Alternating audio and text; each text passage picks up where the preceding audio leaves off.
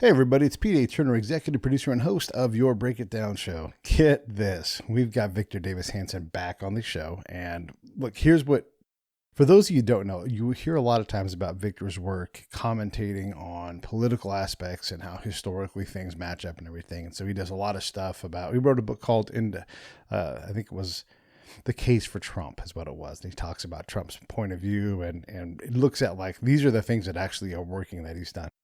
None of that is going on in this episode. He also is, and what he made his bones doing was being a historian. And so he's written this fantastic history of World War II. And if you're into World War II history, I think you'll appreciate this because the thing that, we all know about D-Day, like that's the big moment. We know about maybe the North African campaign or the campaign through Italy or the march from Normandy all the way to Berlin. Maybe some submarine stuff. He looks at the whole thing, like all the continents are involved, not Antarctica, but all the rest of the continents are involved. And, how far the German army gets to the east and how the Russians deal with that. And then China and Japan's influence and the wars on that. I mean, all these different aspects he accounts for, and plus the logistics and how the partners and the Axis and the Allies do or don't cooperate internally. Fantastic stuff. So if you like World War II history, you're going to love this episode. Okay, a couple real quick promotional things. One, first, thank you all who've been promoting the show. It's been growing like crazy. If you're on the fence or if you're like, I keep meaning to do it, hey, not too late. It's really powerful on YouTube, on Apple Podcasts, wherever you listen. If you rate and review, click like, share it when you see it. If you get the feed, like mention it to a friend. Like these are really good shows. You're not going to see Victor Davis Hanson on a lot of other podcasts because he just doesn't do that many. I've managed to work that relationship into the benefit of all of us. Share that. It's really powerful. Okay. Another thing is we are still raffling off the Save the Brave rifle provided by Blackstone Arms, blackstonearms.com. Go there and you can put a $100 raffle ticket in. We're only selling a limited supply of these. So if you buy a $100 raffle ticket, you got a pretty good shot at winning a $5,000 rifle custom built by Blackstone Arms. That's Eric Dix that does that. Eric is super fantastic and a big supporter of Save the Brave. By the way, Save the Brave, savethebrave.org. Go there, click on the donate tab, or put in a one-time donation and you will be helping us out. You know what we do. We help protect veterans from veteran suicide. And, we drove across the nation to ride for the brave, and we're going to continue to do that every year. It looks like that was a real success because of all the support. So one, thank you for your supporting. Two, if you're on the fence, hey, help us out. And three, if you're just here to listen to the show, awesome. I love it. I appreciate you. All right, here comes Victor Davis Hanson. Lions Rock Productions. This is Jay Moore. This is Greg Proops. This is Jordan Harbinger. This is Dexter from The Offspring. This is Nathan This is East. Sebastian Younger. This is Rick Marotta. This is Stuart Copeland. This is Mick Gillette. This is Andy Summers. Hey, this is Skunk Baxter. This is Gabby Reese. This is Rob Bell. Hey, this is John Leon Guerrero. Hey, and this is Pete A. Turner. I'm Victor Davis Hanson, and this is the Break It Down Show. Yeah, we're on the Break It Down show with Victor, and he's been on before. Thanks again for coming back. I wanted to, you were so awesome. You gave me your World War II book, which is a fat manual. And, I'm a minor historian. I don't have any kind of special pedigree, but I read a lot about, presidents and wars and that kind of thing. But really, I've always been fascinated by the size and scope of World War II because, I could talk about D-Day, and I can maybe talk you through like the path from France all the way to Berlin, some Italy, maybe some Desert Fox type stuff. After that, I sort of lose grasp on the size of how big World War II is. Can you just give us some sense of the other things that we don't normally talk about? I mean, like Norway is involved in all these different places and people.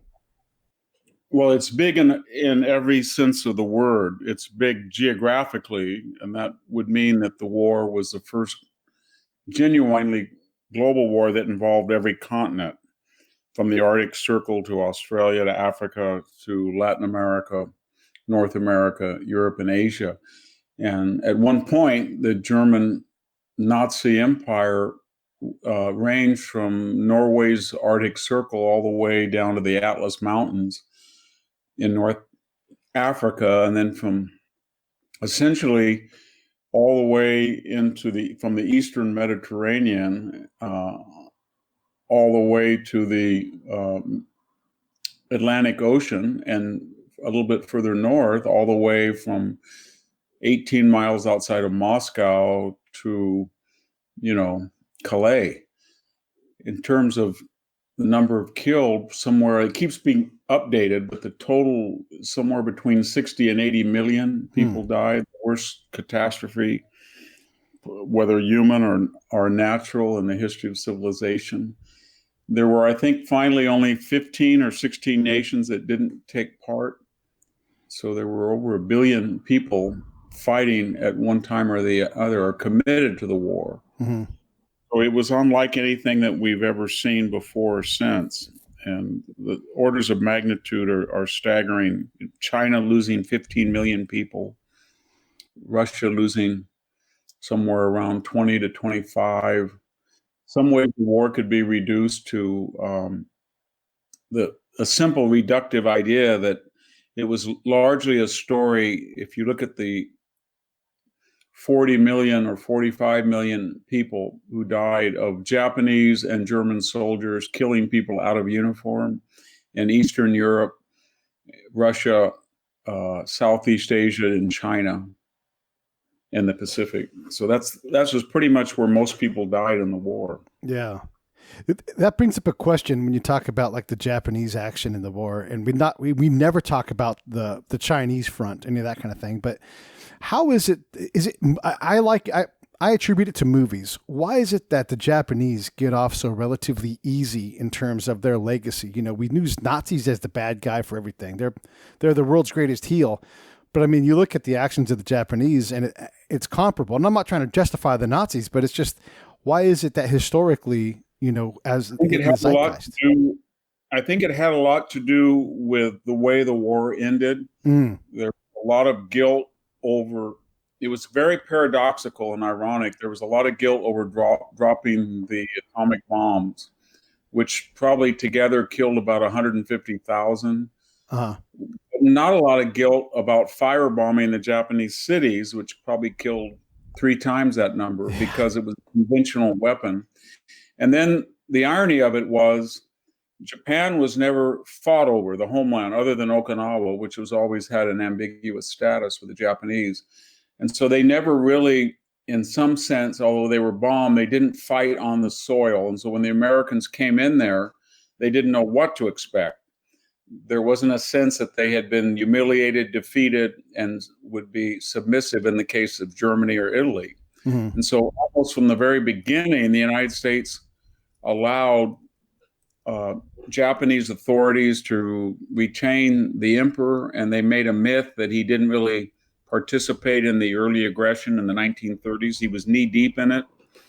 Hirohito was. And so there was an idea that it's very important, if we're going to occupy Japan, not to remind them of all of the genocidal massacres that took place. And then the next thing to remember is this was true of Germany as well, but even more so, we were more vulnerable in Asia, we felt, because of the Chinese Revolution under Mao and the Russians. And we felt that Japan would be a critical ally. We didn't have an actual war going on in the late 40s, early 50s in Europe, but with the Korean War, there was an idea that we needed Japan to stop communism, and therefore Japan was never quite rehabilitated in the way that Germany was, denazified. It wasn't denazified in the way that Germany, and the same thing was true to a lesser extent of Italy, because Italy created this narrative that they had switched sides, that they had overthrown Mussolini in 1943, and their land had been fought over. Germany was only fought over from mid-March to early May, and Italy was fought over for 2.5 years and destroyed. So there was the idea that, well, the Italians were never really full-throated Nazis. They've suffered enough. We've destroyed their country for over 2 years. The Vatican is here. So, and then they threw Mussolini out themselves, at least for most of the country, he was gone. So let's not treat them in the way that we did the Germans. And the same was true with Japan for other reasons. Going back to the Nazis at the apex of the land mass that they held, I mean, that's got to be historically important in terms of to get that far. How close did they come? I mean, these things often tip on a couple of small things. Winston Churchill gets into a car accident, has a coronary, the whole thing can be changed just in an instant like that. How close were we to seeing, some kind of agreement with Germany rather than defeat? I think it would have been very hard after Churchill assumed the prime ministership on May 10th of 1940. After that date, he was not going to submit. And the problem Germany had was, for all of their spectacular 11 victories in Europe over the Low Countries and the Scandinavian countries and France and Yugoslavia, Greece, they didn't have air superiority or naval superiority vis-a-vis the British. In other words, when they started bombing in late summer of 1940 London, even while London was under attack, it was producing more airframes of comparable fighter craft, about 400 a month. Supermarine Spitfires were just as good, in some cases better than the Bf-109, and they certainly didn't have anything closely approximating the Royal Navy to get over to Britain. So there was never going to be a conquest, and Hitler was apprised of that. For all the talk about Operation Sea Lion, they were never going to achieve the necessary air and naval superiority, or I should say supremacy, to take the island. And that meant that he was searching for other strategies. To the degree that it's valid, I'm not sure, but the High Command, OKW, believed that Hitler went into Russia to put pressure on Britain, that Britain was ossified, calcified. They couldn't invade it, but Britain would not be able to attack the continent. And the way to force Churchill to submit was to take all of Russia. And then any boycott, naval blockade of the continent wouldn't matter because of the resource-rich lands they would have. And then the Americans probably wouldn't come in. In reading the book, one of the words you use a lot that I think is very descriptive, and I wonder if it's based on the kind of government or ideology the country is following, but you talk about the elan, of a fighter, that tenacity, that desire to do something. And when you win, you get to read about all these guys that get shot 15 times and keep going forward. You're just, is that something that belongs to the winner because we held these stories, or is elan something that you can have but lose still? I think it has a lot to do with ideology and desperation, and whatever we want to think about the German army, and there's a lot of bad things that it was complicit in Nazi ideology. The fact remains that even when it was on the defensive in Russia in 1945, it still killed during the year 3 Russians to everyone it lost. And when America invaded in June of 1944, German occupied Europe with total tactical air supremacy and naval supremacy and a huge logistical advantage. In the ensuing 10 months, the German army killed about 1.7 Americans for every one they lost to America. So the German army didn't really fail or capitulate until, I think you could make the argument, late March or early April of 1945. And why that was so was partly Nazi ideology, partly it fought fiercely when it was on the defensive, and partly there was a decision in Britain and the United States that they would substitute material supremacy, things like air support, naval gunfire, logistics, mechanized transport, in a way they had not done in World War I. And then they would avoid artillery, especially. They had a huge advantage in the number of artillery shells per day that were fired. So the idea was that the Anglo-Americans were going to use their industrial advantages so they wouldn't suffer the sort of losses that Britain and France had lost in World War I. And it was a brilliant strategy because when the war was over, the combined American and British losses of men in uniform at their entire armies was together about 900,000, whereas the German army probably lost somewhere between 3 and 4 million. We don't have the precise figures. So it was a strategy that paid off. That's important to remember, I think, because we tend to look at American strategy in a vacuum. We say, well, why wasn't the Sherman tank as good as the Panther or the Tiger? And we don't say, well, because the Panther and Tiger rolled right off in a factory in America, had to ship these armored vehicles 3,000 miles, and therefore they could only be a certain size for a certain weight for a crane. And they couldn't really get much over 30 tons, whereas a Tiger was 40, 45, and a Panther might have been 35. So a lot of these things that we see as mistakes or foibles or wrong-headed industrial policy weren't really, they were deliberate. And so when people say, well, the Germans killed more Americans than the Americans killed Germans in the continent, and therefore they were superior, well, part of that was predicated on a endemic, systematic American strategy to, before you go over the next hill, blast it with artillery. Before you go into that valley, bring in Thunderbolt air support, fighter support. And that was not to incur the type of casualties that might have undermined morale at home. You also talk about the manufacturing capability of the Allies, but more importantly, I think, the multiplier of swapping out parts to make their existing systems better. You talk about improving the engines in airplanes, and combining their ability, whereas the Axis don't do that as well. Can you expand on that? Well, part of it was the unusual close relationship of Britain and the United States. And by that, I mean, we have this cultural shared heritage, and we shared the same language. And we were both democratic or constitutional systems. So what that meant is we worked very well together. Japanese and Germans had no cultural affinities, no common language. And even though they were supposedly fascistic, their systems of government were different, and they were widely separated by an ocean.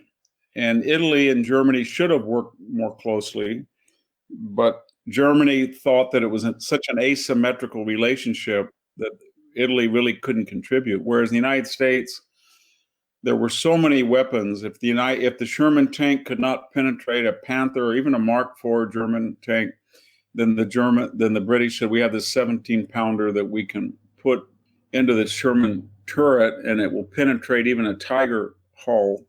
And 1 out of every 4 Shermans was then renamed a Firefly. Or when the P-51 airframe was, in aerodynamic terms, considered superior even to the Spitfire, but its Allison engine was substandard, then they put a Rolls-Royce Merlin engine, and they got the best of both worlds.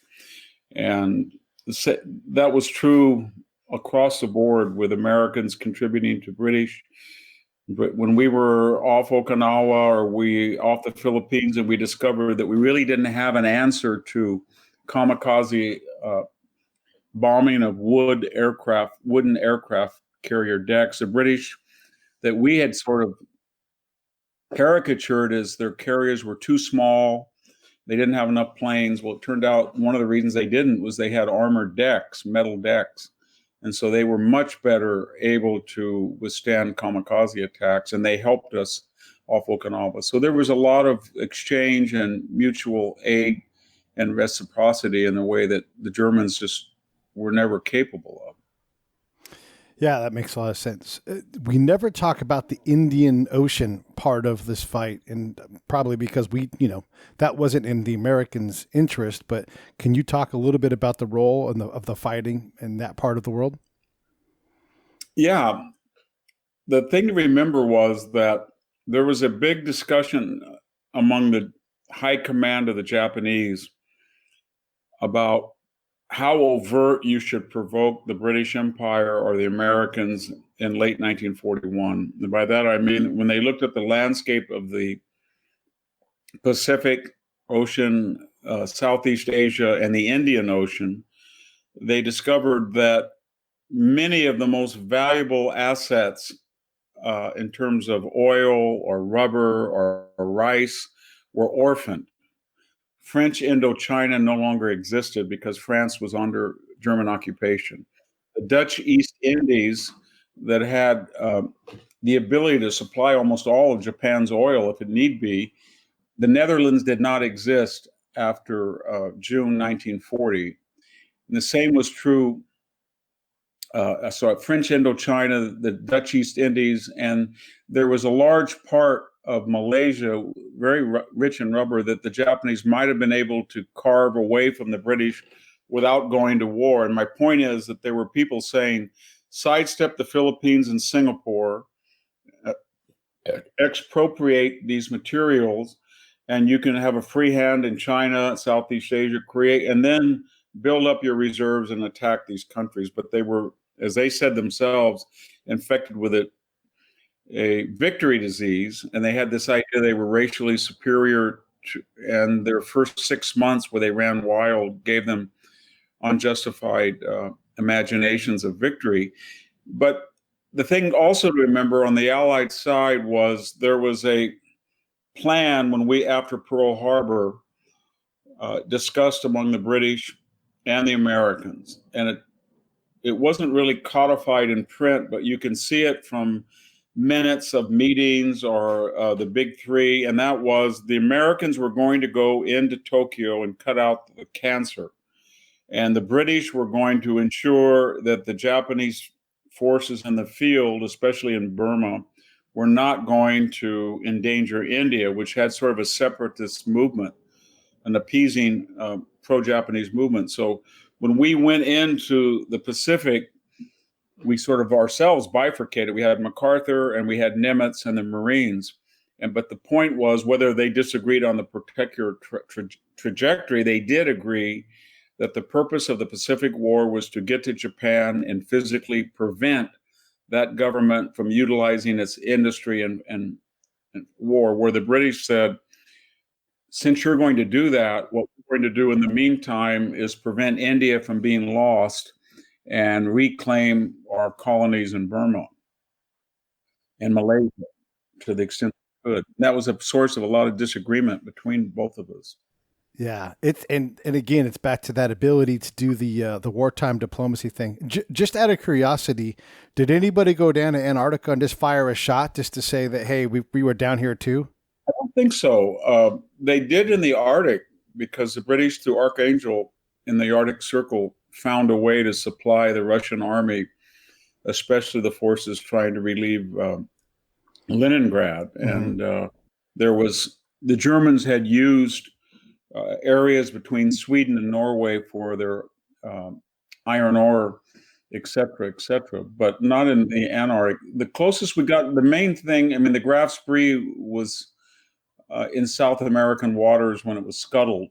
But other than that, Brazil came in late in the war. Most of the countries that came into the war did not do so from Latin America until the American invasion of the continent. At that point, countries like Turkey and Latin America, they either overtly or at least complicitly joined the Allied cause. A lot of people just didn't know who was going to win. And there was that key moment in November of 1942, well after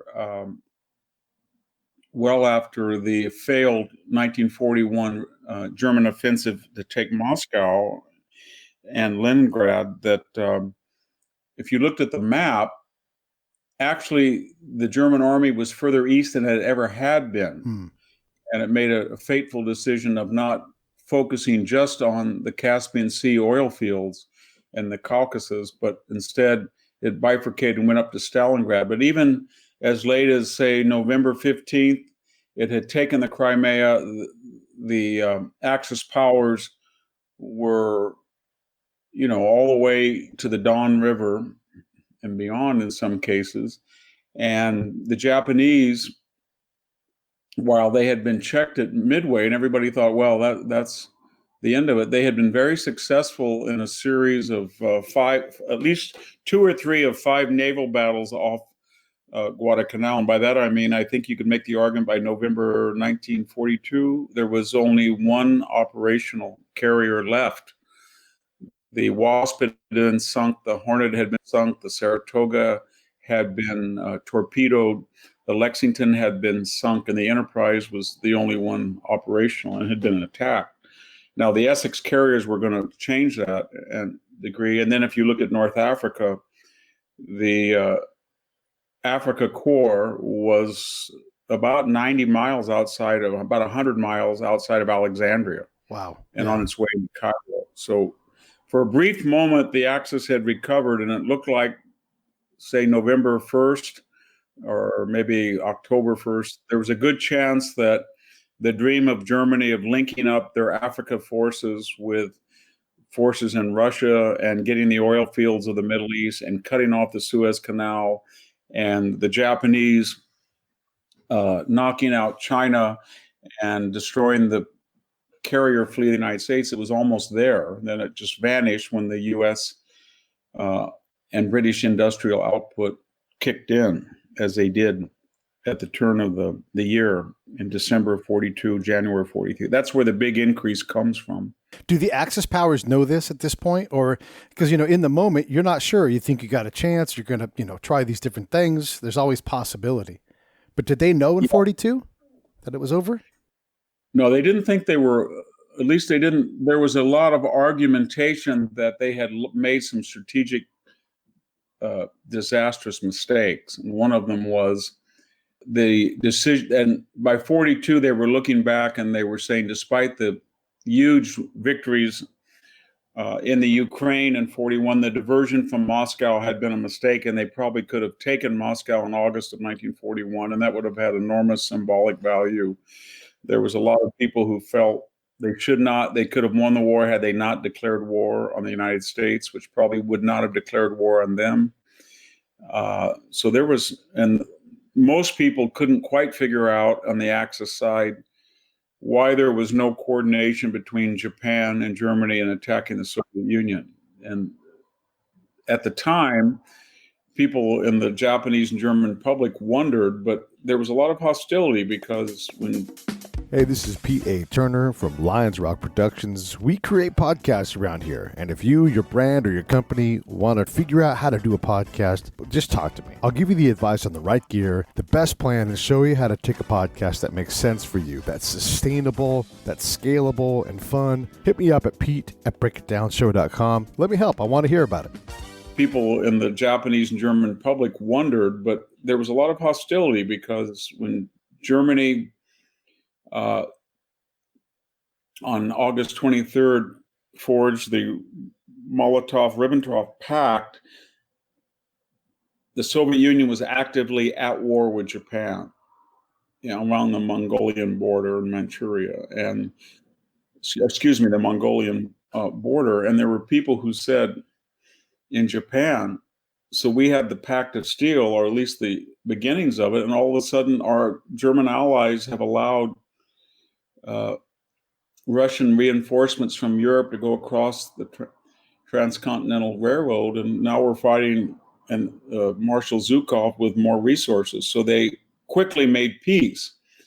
And by April of 1940, they had signed a non-aggression pact with the Soviet Union, emulating the German one. So then when the Germans, without notifying the Japanese, invaded the Soviet Union on June 22nd, of course, people in Germany said, are we going to bring the Japanese in? And they said, it's going to be so easy because the German army's never been defeated. We don't want to let them come in as Johnny-come-ladies and pick. I think the term they used at OKH was, we don't want them to pick the corpse clean after we did the hard work. But that changed radically. Within 3 or 4 months, Japanese and German diplomatic cables were discussing whether Japan should go at Vladivostok and invade. That would have been very important because what saved Moscow by late November, December were the transference of the Russian Eastern armies, because they were assured by Richard Sorge and other people that Japan was not going to invade. And that had enormous repercussions because that decision pretty much ensured an attack on Pearl Harbor, because the Navy had been saying to the Army, we have parity with Western technology, nautical technology, and with carriers. You don't. Your armor, your artillery is not up to snuff. So you can't be counted on. And then when the Army did not go into Russia, the attention turned back to how are we going to fight this war? And the Navy said, we've got the third largest Navy in the world, the Japanese Navy. Its battleships and carriers are comparable, or in some cases superior, to British and American forces. So we can do this. And that was a slap at the Army. But the Army had missed their boat in the thinking of the Navy and Air Force. Fascinating. Well, I guess one more real quick question before I got to let you go. 20 years earlier, Asia Minor was all aflutter and trying to become independent. And then we ended up with all the kind of the misdealings, with the treaties and everything. So we ended up with Transjordan and Syria being, French. And did Asia Minor, did any of the tribes at all want to play in this fight? Were they significant? Did they have aspirations of getting their stuff back early? Well, there were two things that the German army tried to do. They had tried to stir up an insurrection in Iraq, and they had tried to get Turkey to be as muscular as they had been in World War I, where they were an active belligerent. And they had tried to get the Grand Mufti in Jerusalem and Palestine argument. And their premise was that this region was very important because 90% of British oil came in through the Suez Canal. So maybe if the Italian Navy could block the Suez Canal, or Rommel could get to Alexandria, or they could cut off the supply coming up the Red Sea by taking the Middle East, especially Iraq and the Persian Gulf, then that would be a coup. And they appealed then to these British imperial people, these subject people. They said, you have been the subject of you've been the subjects of an imperial power. We're going to allow you limited autonomy. And we both share a very deep hatred of Jews. They were both quite anti-Semitic, especially the Grand Mufti. So the idea was that Germans were going to favor Islam, and it was not really a Christianity-based society anymore in Nazi Germany. So that there was sympathy for Muslims and Islam, anti-Semitism, and a propaganda that said if you break away from Imperial Britain, you'll be better off with a live and let live German Empire. And that proved to be seductive to the elites, but not to the average person in the street. And the British were very good at showing force in Iraq and the Middle East, and threatening Turkey should it try to formally join. It was sympathetic to the Germans, but it didn't dare formally join the Axis. And by late 44, it was on our side. Just one real quick kind of funny question. If T.E. Lawrence and Gertrude Bell were still alive, would they have had some kind of role, do you think? Had Lawrence have gone back down to Aqaba at all? Do you think any their passion for that area, when they died, it kind of dies in terms of Western interest? It's hard to know. In an ironic way, the Middle East was less important in World War II than it had been in World War I, because Turkey was, I don't know what the word would be. It was inert. It was nullified. It was not a combatant. There was no need for a Gallipoli-like huge operation to knock it out, or the Greek army to participate in Macedonia, or any of that stuff. Oil was important in World War I as well, but where the Axis powers had really failed was that the Italian Navy, in a series of 2 or 3 heavy cruiser and battleship encounters with the British Navy off the coast of Greece and in Italy and at Toronto, they had not done well, and they had lost naval superiority, and that meant the British were going to be able to keep the Suez Canal and oil imports open. And that was when you look at the map in 1940, that did not seem like it was by any stretch of the imagination possible, because you had Spain. That was the only asset the British had, was Gibraltar.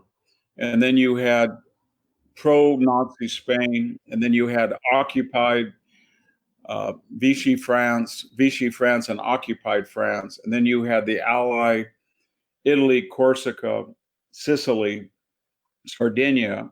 Then you had the occupied Balkans, Greece, and then in the Eastern Mediterranean, all you really had was Palestine that was under British control, and Cyprus, and the Nile River and the Suez Canal and Cairo. And then all of a sudden, it's Italian, Libya, and Tunisia, and then occupied Algeria and Morocco. And so it was sort of a Axis pond, and the French fleet, which everybody wanted to get their hands on, which was in many ways a very powerful, had one, the Jean Bart was a beautiful battleship. Its destroyers were the best in the world. And that fleet had been taken out by the British, and some of it had been scuttled, some of it escaped. But the point is that, when the Axis said to themselves, the British fleet can't come in the Mediterranean, and there is no longer any French fleet, so the only fleet here is the Italian fleet, and we have most of the shores of the Mediterranean, so we'll cut off the Suez, and that never happened. The effort to put U-boats, German U-boats through the Strait of Gibraltar was very dangerous. They didn't do as much. The Axis really missed the boat on not trying to take Malta when they could have taken it very early, and that would have been very critical. And then they did things that didn't make any operational sense. For example, not going after Malta, but invading Crete. And Crete turned out to be a strategic dead end because it was not this. If you look at the supply route, it wasn't as critically positioned as Malta was at the mouth of the Mediterranean, more at the mouth of the Mediterranean. Well, listen, I've had you for the half hour. You promised. I appreciate it. I could do this again and ask you about the aftermath and all these things. But what I do want to say to everybody is your history of World War II in that book is absolutely fantastic. I've read through it a couple of times, and I continue to learn more about this fight. And you wrote a book that I've been fascinated about. You talked about your family and how they all fought different fights. And that's the same thing I thought about, like all these other things that have happened. You know, what was it, and you know, what were the things that truly mattered. So thank you so much from all of us out here in humanity for writing this book. Thank you for having me.